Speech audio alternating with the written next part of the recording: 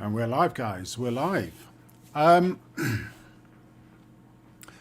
hoping you can hear me. I'll just check to see whether... Yeah, there's sound coming through. Okay, I mean, this is my first time on a StreamYard. I usually use OBS on a different account rather than my O8 account. And I just thought, well, you know, everybody puts up videos, but nobody particularly plays their video live and talks about it and about what might have happened or what did happen. And I thought that might be a good option. So here I am. I'm O8 from Yorkshire, and I thought I would show you a quick video. It's about 3 minutes long. I might go into a I might go into a second video, depending. And if you're interested, if you enjoy this, there are two options. You can let me know, and we can look through a different video, which is only a couple of minutes long again, and have a discussion about that. But also, if you want to come in, if you actually want to come into the stream, just let me know in the live chat. So this video is from September last year, and it was while we were not in lockdown, and I was heading over to Route 59 Cafe, and I was just going past Menwith Hill, and I'm going to put my Menwith Hill. Yeah, so I'm putting on my my stream from my mobile phone just to check whether the sound is actually coming through on the video when I start playing it. I'm going to start playing it now, because if there's no sound coming through on it, I'll just talk through. Start playing it now, because if there's no sound coming through on it, I'll just talk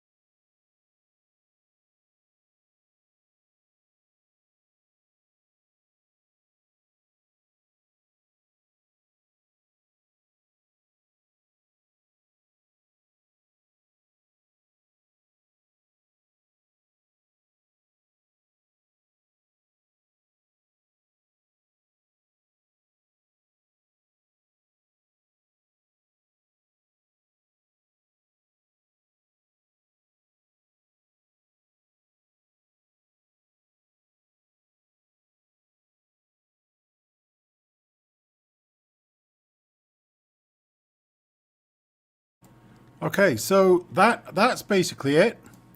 I want to pull it to a particular spot.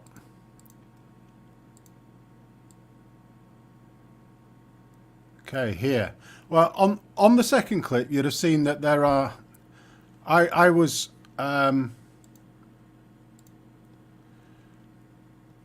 where the police car is. I was coming down the other way towards this police officer in the second clip, and you could see there was a single white line right in the middle of the road from quite a bit way back, possibly from where the air ambulance was. Then it became double whites in the middle. So whatever happens, there's no bloody overtaking. But for people coming from this side, coming across towards this police officer, there's no overtaking at all. And there's definitely no overtaking from the other way. That's the law side of it. So nobody should have been overtaken because it's bloody dangerous. And there's a junction here. So if I take you up to here,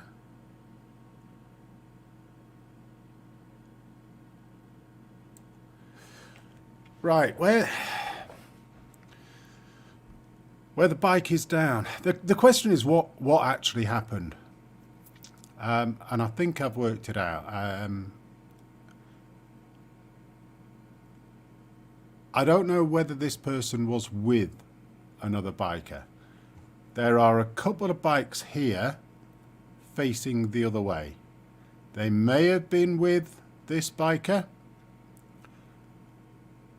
They might have been in front and then come back, or they might have gone back and pulled round to stop there.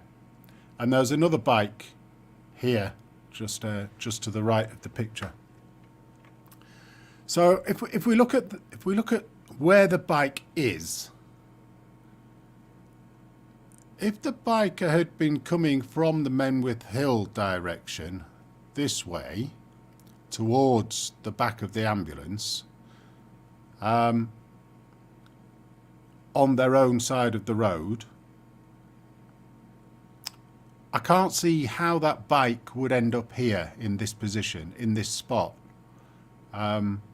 without having been an absolute head-on smash. But if you look at the car, how would the bike have hit that side of the car? The only thing that I can think was they were all travelling towards this policewoman from the left across towards Harrogate. From Skipton towards Harrogate, along in that direction, from left to right. But this car was actually turning right into this junction. The only thing I can think of was that the biker was actually overtaking. You can see both sides, airbags have been done, but this looks like he smashed alongside the car. So the car itself, the Volvo, indicating, waiting, going to turn, starts the turn, and a biker comes across, overtaking over the double white lines. I don't really understand where the thought process in the biker is, if that is the case. I can't see any other option than that. For where the actual accident took place, the double white lines had been there for a good 200 metres. Single white line on the side of those going from left to right had been for another good 100 to 200 metres before that. There's no way anybody should have been overtaking at that point. Not at speed, not at enough speed to actually hit that Volvo on its side, as it appears to have been turning right. Now, the other question is, was the Volvo turning right? Or did the Volvo just get annoyed because the biker was overtaking over the double white lines and veer out at the biker? I don't know. But whatever happens, the biker shouldn't have been overtaking at that point. I mean, it's a dangerous place to overtake. The double whites already tell you that it's dangerous. Then there's this road that's on the side with vehicles that may well easily pull out, just looking to the right and not bothering to look to the left. They look to the right to see that the road is clear and out they come. And it's going to take somebody out if they're overtaking. They're not necessarily going to see that. But that's not what happened here. You can tell that because the car would have been hit on the other side. I've got the feeling the car was actually turning into this road. And the bike hit it. And that's why the bike carried on going in the same direction and slanted towards the side, and that's why there is such a crumpling on the right hand side of the Volvo. So my message to bikers out there is, you've got to read the road. You have to read the road. You cannot, well, you can take your life into your own hands by trying to be clever and overtaking at such dangerous places, such illegal places. But it's not a very good idea. And I think this is an example where it's not a particularly good idea. I don't know what happened afterwards. There was never any media about this accident at all. There was no information about it on the news that I heard or saw. Nothing on any social media. And it was clearly serious enough to have an air ambulance there as well as an emergency ambulance. And it totally blocked the road. So that's essentially it's essentially a safety message to bikers, really. I mean, we're going to come out of lockdown very soon. In terms of a lot of the restrictions, we're already able to go out on our bikes and have been. And I would just say, if you haven't been out on your bike for quite a while and you're thinking you just want a load of fun with your mates and you just want to wind that throttle back, at least if you're going to do it when it is actually safe to do it. And I think I'll have I've got another video which pretty much shows the same type of thing.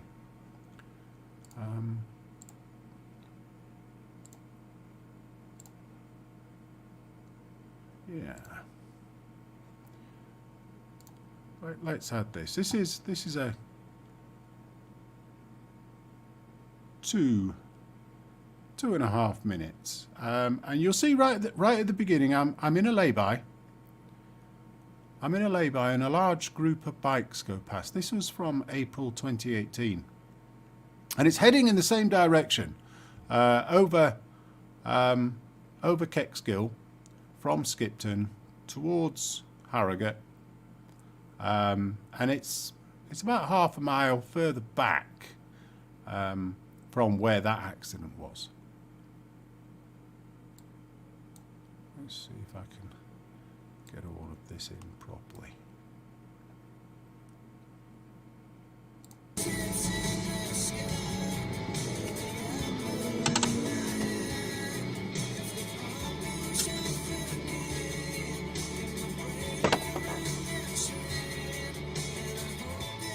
What a beautiful sight.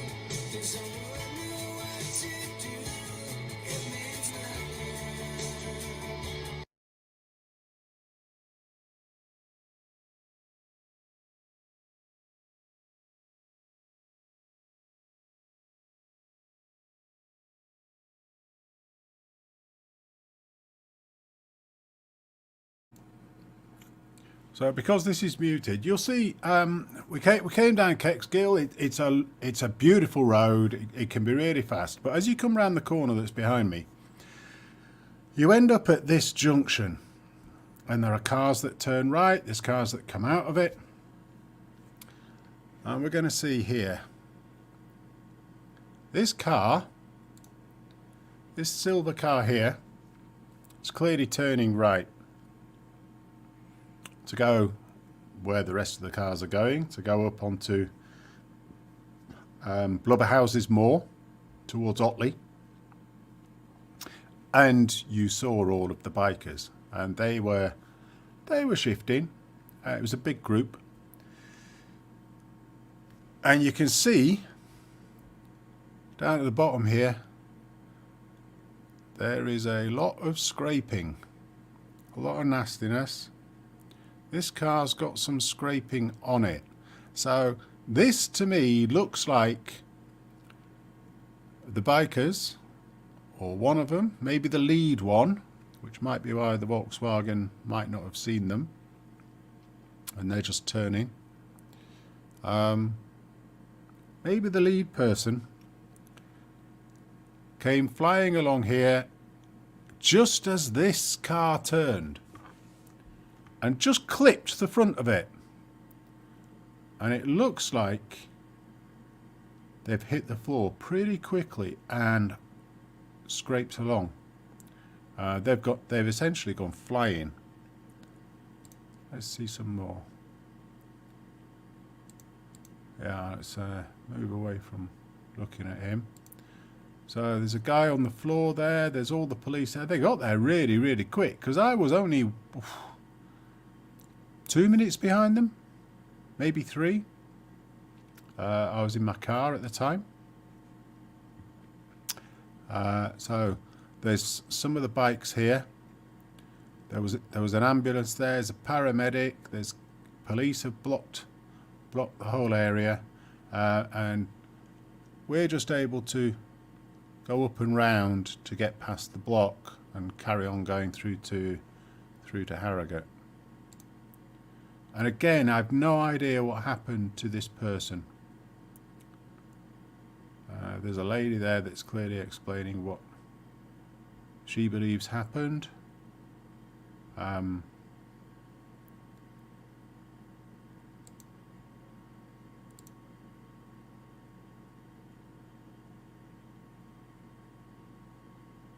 I've no idea what happened to the rest of the bikers, because there was a big group there, quite a big group. But it's exactly the same position all over again. There's a junction on the right. There are signs on the road, and if you're looking, you can actually see the junctions. There are road signs on the side that actually make it very clear that there's a junction there, danger, there's a hazard. And if you're going to be a biker, the only person that can look after you is yourself. So my plea to people, as we're coming into spring and we're going to end up in summer and everybody's going to be desperate to get out in their big groups and to ride between various biker cafes for their sandwiches and just their meet-up bits. My plea is not to do it in a really, really silly way. There are going to be a lot of police out. There's going to be a lot of people out with cameras. So you're likely to get caught, particularly in Yorkshire. They're really clamping down on it. But the main thing is it's not about you getting license points on your license. It's not about you speeding. It's about you staying alive, or staying sunny side up, essentially. And that is my message with both those videos today. You've got to be exceptionally careful. You've got to know the road. If you haven't been on a bike safe course and you're some middle-aged bloke just getting back on their bike who thinks they're an absolute star and they're desperate to get out there and enjoy themselves from their mundane married life on a Sunday afternoon or a Saturday afternoon. Just remember that 5 minutes of joy can end up ending your life or putting you in a wheelchair for the rest of your life. And it basically leaves your family without you as you were. So, yeah, by all means, go out there, do what it is that you do. But pick your moments, pick your times. Don't try and keep up with the wannabe racer up front. And if you can't handle a Z1300R, don't fucking buy one. Get yourself a Vespa or something. Get yourself a little 300. You can still kill yourself on one of those, and you can still get up to national speed limits pretty damn quick. But if you just want to show off your prowess and show off how fast you can go around roads where there are dangers around every corner and you don't take any fucking notice of them. I've seen people doing it on country roads, little country roads with all the shit in the road that can just flip them at any point. You can see people with where they just can't stop staring at the tree that is coming towards them at 100 miles an hour. Instead of looking where they're going to get round that corner, they're staring at the tree because they're really worried that they're going to hit it. And when they stare at that tree because they're worried that they're going to hit it, they're going to hit it.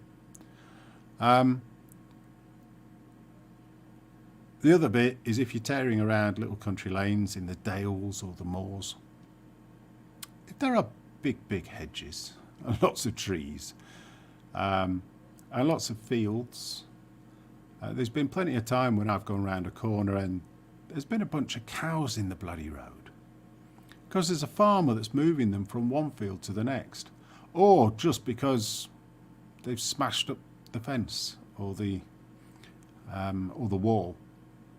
And you don't really want to hit a cow at 50 miles an hour, I can tell you that. The other bit is it could be a tractor. It could be a Range Rover. And you're not going to come off well. So, basically, that's essentially the end of my live stream, and it's essentially a message to everybody to pick and choose your moments. Enjoy yourself by all means. Take your risks when it's actually the least risk. Ciao.